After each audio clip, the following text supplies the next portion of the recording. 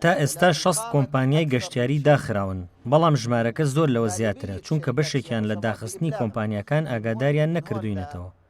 خاوەن کۆمپانیەکان پێیان وایە داخستنی باشترە لە کردنەوەی چونکە ناتوانن خەرجەکانیان دابین بکەن. پێمان وایە تا کۆتایی ئەم ساڵ 300 تا 400 نووسینگەی کۆمپانیای گەشتیاری دادەخرێن. کۆمپانیەکان چاوەڕێی هاوکاری حکوومەت دەکەن، بەڵام تا ئەم ساتە حکوومەت هیچ وەڵامێکی کۆمپانیەکانی گەشتیاری نەداوەتەوە. لە کاتی کردنەوەی فڕۆکەخانەکانیشدا کۆتوبەندی زۆر لەسەر نووسینگەکان دانرابوو. سەرەڕای ئەوەش هیچ گەشتێک نەبوو. ئەوە بووە هۆی داخستنی کۆمپانیەکان.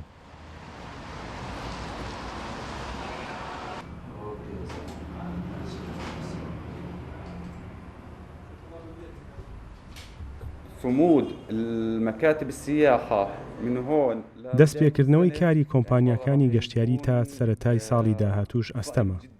کۆمپانیەکەی ئێمە خێزانیە بۆیە دامان خستووە. بەڵام ئەگەر دۆخەکە بەم شێوەیە بێت تاکو مانگی شوباتی ساڵی داهاتوو هەموو کۆمپانیەکاندا دەخرێن و کلیلی نووسینگەکان دەدەنە وەزارەتی گەشت و گوزار و کارمەندەکان دەرێنەوە بۆ ماڵەوە. پێویستە حکوومەت هاوکاری کۆمپانیەکانی گەشتیاری بکات. لانی کەم لە باج بیان بەخشێت یاخود موچەی کارمەندەکانیان دابین بکات.